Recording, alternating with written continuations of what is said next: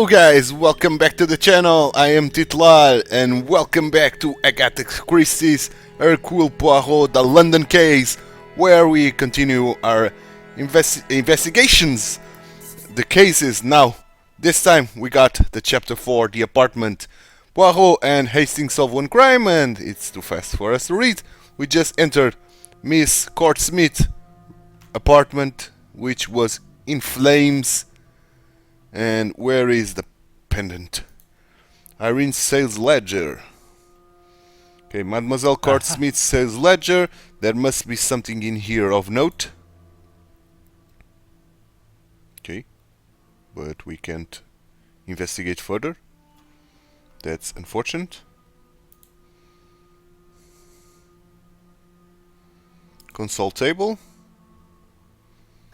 Okay, here we have something to investigate.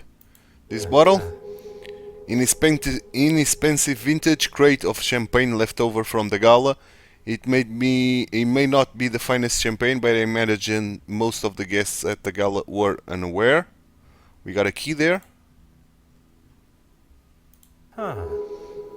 Okay, this will help me complete my search of the apartment. Irene's key.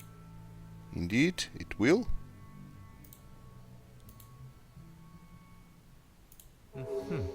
And an empty bottle of turpentine. The pungent smell of turpentine expelled from the bottle. I think she used that to clean her hands.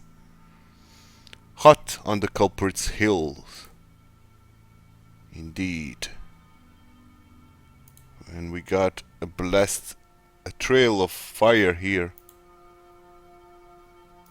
So let's search first for this side, and then we'll switch the camera around. Fireplace. Okay, we have something more here. No remnants of candle. It didn't stand a chance of remaining amongst the fire.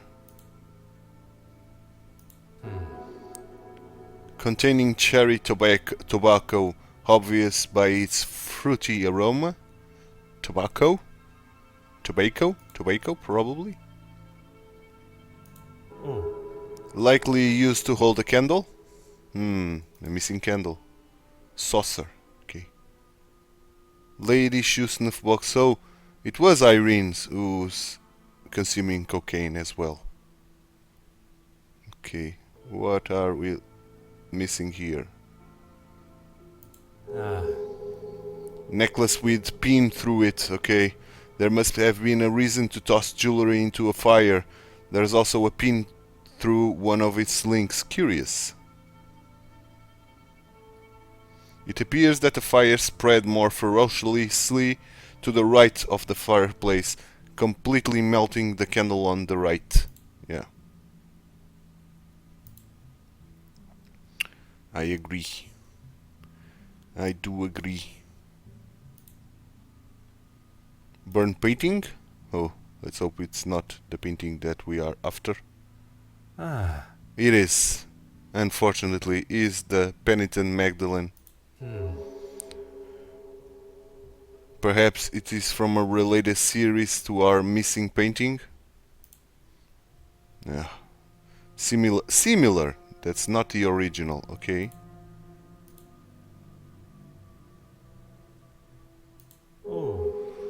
The canvas edges show that this painting was not cut from the frame. Canvas not cut out of the frame, okay?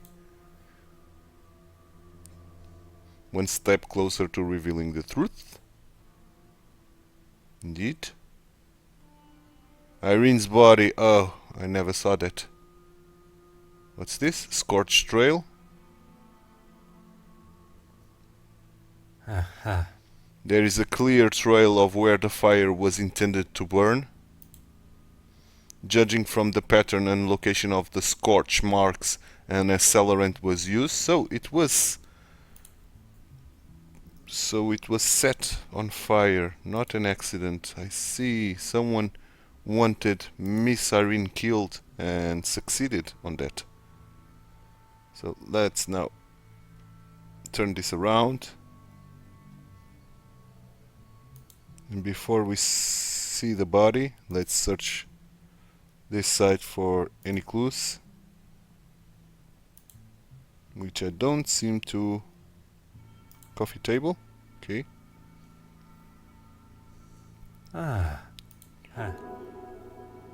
Ettingen cigarettes,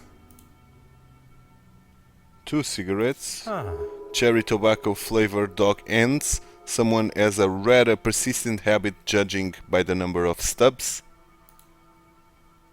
And the book, not the book, but 2 glasses. Champagne tap. The sharp spike is used to pierce the cork and preserve its bubbles. Okay. So she was celebrating with someone. Now it remains to be seen with whom she was celebrating with. I don't see anything worth of notice now. So let's search the body. Oh, locked cupboard. Find the key. We have the key. Oh, okay. Let's use Irene's key. Aha, another accounts book. A sale ledger with an embossed envelope containing £50 notes. I'm not surprised Mademoiselle locked it away. Okay, date 1 of August. Detail hanger of the many. Pay 75 quid. 4 of August, discovery of redemption, £125. 5th of August, Penitent Magdalene, £150. 6th of August, A Morning in Blossom, £100. And 8th of August, Penitent Magdalene, again £100. Okay, 2 Penitent Magdalenes. That's curious. Okay, now we have something. Oh, now we can use this. I don't know with what? Probably with the sale ledgers. Yeah. Mademoiselle has made a large number of sales, although not all of them appear to be accounted for. 3 high prices sales. Anyone could see this is a bad financial management, unless there is something she's trying to remain hidden. Didn't you speak with her neighbor before? Might she be able to help? Okay, probably. Let's search the body. No.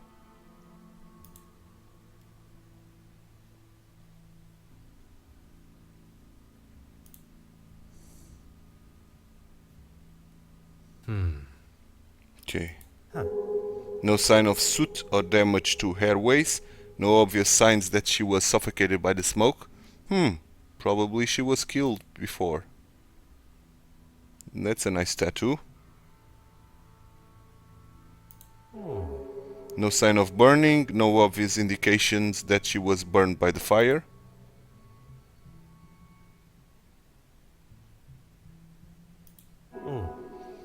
Paint pigments. I would expect nothing less from a working artist. And still we got one thing missing. Okay. Slumped on the chair. Could she have fallen asleep in that position? I don't think so. From analyzing the victim's body, I can conclude that the cause of death was not dead by the flames. Yep. Not by the flames? Then what? That is what we are yet to determine. Exactly. Exactly, my dear.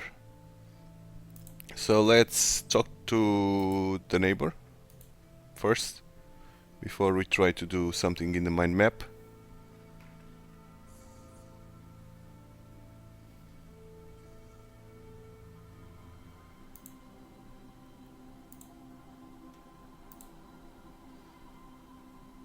Mrs. Culsham hallway.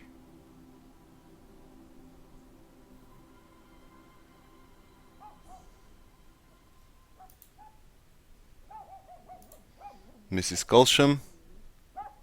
Is it that copper again? What do you want? I was hoping to ask you some questions regarding the fire. May I ask your name? You aren't coming in. You can get that into your head now. Mrs. Colsham. Camilla Colsham. Colsham. Merci, Madame Colsham. Mademoiselle Korschmidt was not alone in her apartment yesterday. She hardly had any visitors, but yesterday it was like she had a sign up offering out free ale. If you would be so kind as to talk us through the events as you remember them. Well, I saw her leaving with a couple of paintings under her arm. You've seen her work? Not really my cup of tea. Then there was that posh-looking chap. I heard him before I saw him, like an elephant on those stairs. Next came the professional-looking fella. He's got some money in those pockets, that's for sure. I saw him leaving with a painting, too. Oh, and the argument with another man? I couldn't hear what it was all about, but he had a set of lungs on him. You are doing a wonderful job, Madame Colsham. Indeed. You can keep the patronizing tone to yourself. She must have turned her radio up to disguise what they were saying, but I tell you this, I'd rather have listened to them than that racket. It wasn't long before he was storming down the stairs. I don't think he'd heard the expression light-footed before. Would you be able to remember any other details of the gentleman? Through this people, you can barely tell who's man and woman. I didn't hear her leave, but when I heard that door downstairs slam, I knew it was her. Downstairs. I opened my door and gave her what for. And you know what she did? She waved me off, bottle of bubbles in hand, ranting about being dry. She looked 2 sheets to the wind, if you ask me. Only after did she turn the radio down. I wasn't going to waste the peace and quiet, and I got ready for bed. I was getting right into the exciting bit of my book. Perkins' first one, you know. I do like Perkins. Well, that's when I first smelt the smoke coming from the hall. And then you lot showed up. Merci, Madame. You have been most accommodating. Yeah. Oh, and I found this in the garden. It's obviously hers. I was going to put it to her letterbox, but, well, you know. The cork from a champagne bottle. It would not be a giant leap to assume this came from Mademoiselle Kortsmith's apartment. A smell lingers on the cork. Bitter almonds. Almonds. Okay. Merci, Madame Colsham. Okay, let's return to the apartment. Let's use the mind map now.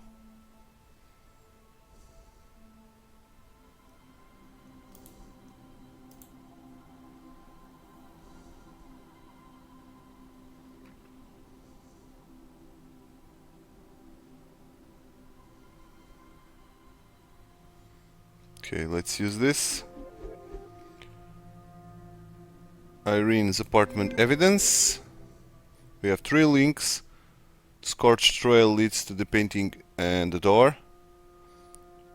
Pierced cork. Empty bottle of turpentine. Irene came home with champagne.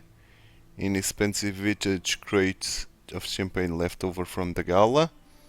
Irene's involved in some form of fraud. Ladies' shoe snuff box. 3 high-priced sales unaccounted for, and cherry tobacco flavored dog ends. Okay.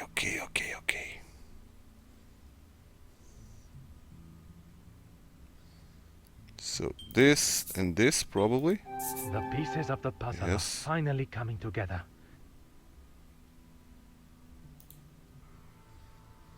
Why would she feel the need to purchase more than she already bottles in her apartment? Irene left to get more champagne when she already had some.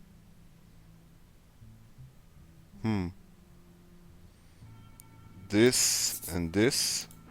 Come, my Nope. little grey cells. Nope. this, and this. The answer was staring me in the face. Yes. The dog ends in the ashtray suggests she smoked cherry tobacco and she kept in a lady's shoe snuff box.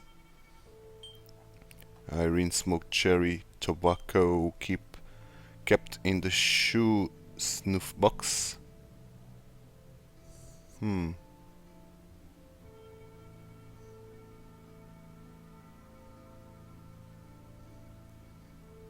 Now, what's missing?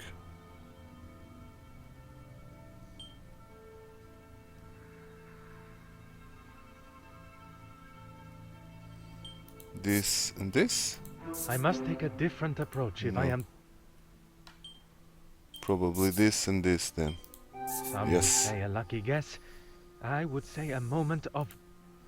The start of the fire was no accident. It was set with intent to damage and kill, indeed. I've concluded that already. So, now what? Now what?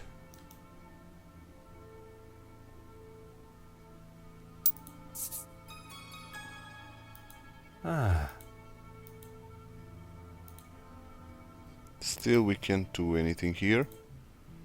Let's talk to Hastings. Monsieur Hastings, your assistance is required. Of course. What do you need? The smell of bitter almonds on the champagne cork. Almonds? I've never Almonds. had champagne that tasted of almonds. One would hope not. Mademoiselle's lips may hold the missing clue we require. Mademoiselle Lips, the It fire. wasn't an accident. It was set on purpose, using turpentine to douse any evidence of them being there. And the forgery. An almost perfect execution, had we not arrived in time before the evidence had burned away. But why try and get rid of the necklace? Spoken like a true detective. Indeed. What can I do for you? I can confirm Mademoiselle Smith was not killed by the fire. No signs of burning. No signs or damage to the airways. From analyzing the victim's body, I can conclude that the cause of death was not dead by the flames. Not by the flames. Then what? That's the That is question. what we are yet to determine. Yeah. What can I do for you? I have found the penitent Magdalene. However, it's a fake. Okay, we still have to do something there. Canvas was not cut out of the frame. That's one possible Mr. question. Poirot, you are Yeah. a genius. I am. What can I do for you?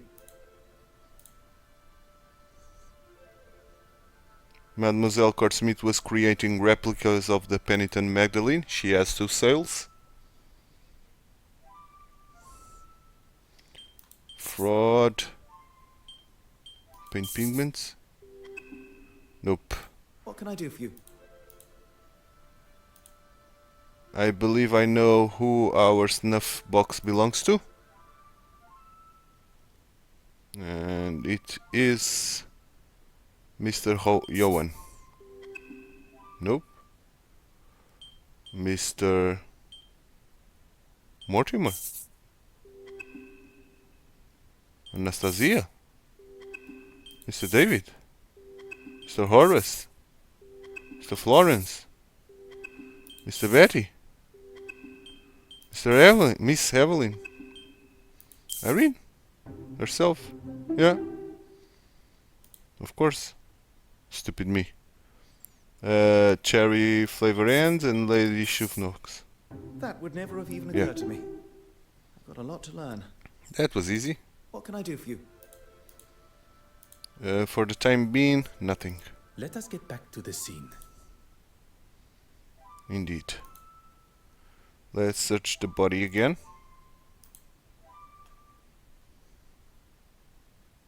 Body, please. How curious, the smell of almonds remains on her breath. Okay. That gave us another clue, another linkage. Irene was poisoned.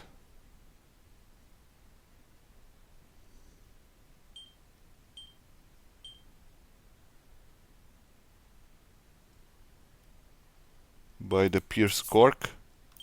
I should not be surprised by my own skills of deduction. The cork was pierced with the champagne tap and the poison administered. Indeed. Champagne spiked with champagne tap.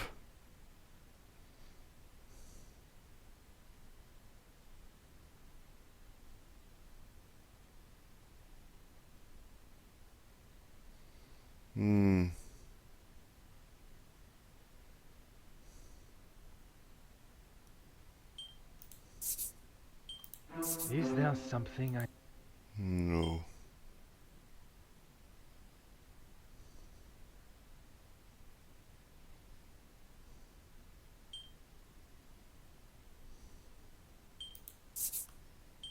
I should consider this further.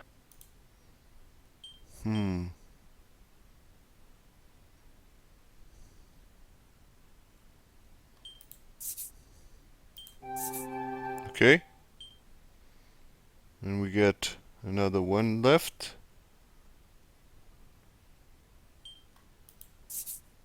Something just does not feel right. Huh. Order and method. That is... What am I missing here?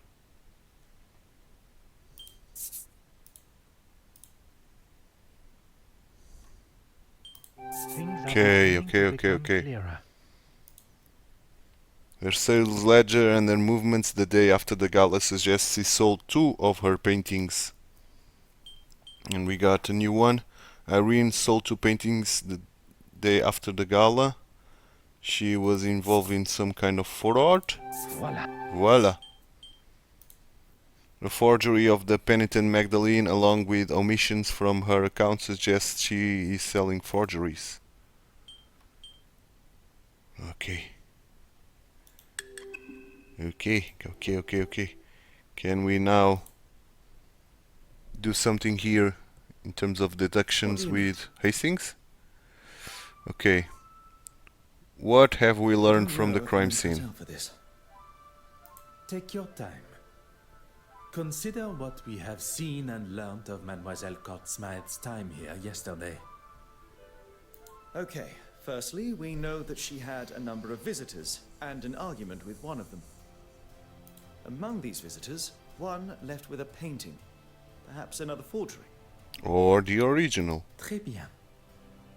Irene wasn't drinking alone, and whoever she was drinking with likely poisoned her. Yeah. The poison. The killer used a syringe to inject a liquid form of the poison through the cork and into the bottle. Indeed. Potassium cyanide. Traces of the compound can be found in nature, but dangerous levels, such as those present, can be detected by its notable almond smell. Indeed.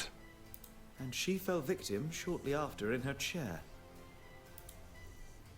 The painting? Of course, the painting. Irene had made forgeries of the penitent Magdalene painting and was likely selling them for a pretty penny, I might add. It will not be long before the detective inspector What returns. are you going to tell him? The truth? Truth. Yeah.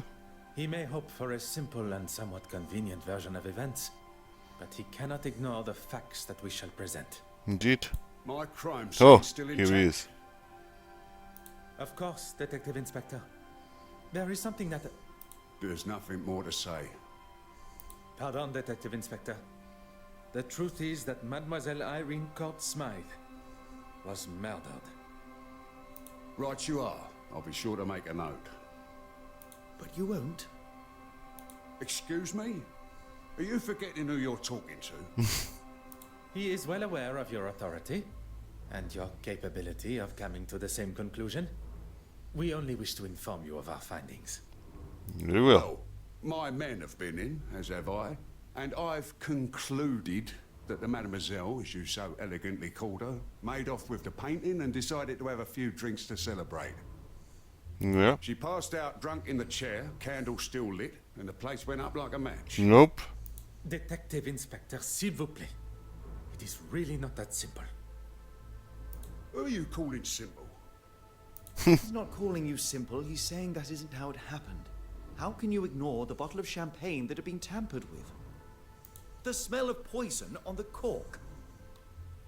You're both experts in poison now, are you? I do not wish to stand here and argue credentials. Mademoiselle Court-Smythe was killed, not by the fire that burned through her home, but at the hands of another. Her drink, laced with potassium cyanide. Quite the imagination, you two. Yeah. Look, we can show. No. We shall leave the Detective Inspector to discover the truth for himself. Detective, adieu. Monsieur Hastings, you must learn which battles are worth the fight. Besides, we have no time to stand squabbling with him. We have a murder to solve. Yes. Now it's murder. Now it's the murder we need to solve. Knowing now that the painting is not the original, I feel a sense of relief seeing it in its damaged state. Cool, man, cool. And chapter 5, the scheme. Detective Poirot and Mr. Hastings consider him the suspect whilst and I feel exhilarated, fast. yet exhausted. Triumphant at what we have discovered, but mournful for Miss Court-Smythe. Yeah. It is being able to control those emotions and still see the bigger picture that separates the best detectives from those that merely like the thought of such responsibility. So do you think it must have been one of the guests at the gala? It must be. An accomplice disguised as a guest turned murderer. A master criminal they may appear to be, but they have never crossed paths with Belgium's greatest detective. I think I just felt a chill. Yeah. Poirot and his humbleness. Now we must speak with the guests of the gala again, as well as find Monsieur Christiansen, who has continued to evade my questions. I have no doubt one or more of them will hold the answers we require regarding the death of Mademoiselle Court-Smythe. Indeed. So, in the chapter 5 beginning the scheme, I finish here my episode, guys. I hope you enjoyed the video. If you did, please give it a like and subscribe to the channel. On the next episode we'll try to solve this murder case of Miss Court-Smythe, and that's it. I hope you enjoyed it. I'm titular. Thanks so much for watching, guys. Bye bye and take care. If you liked this video, please like and subscribe. Also read the description below, where you will find ton of useful information and links regarding the contents of this video.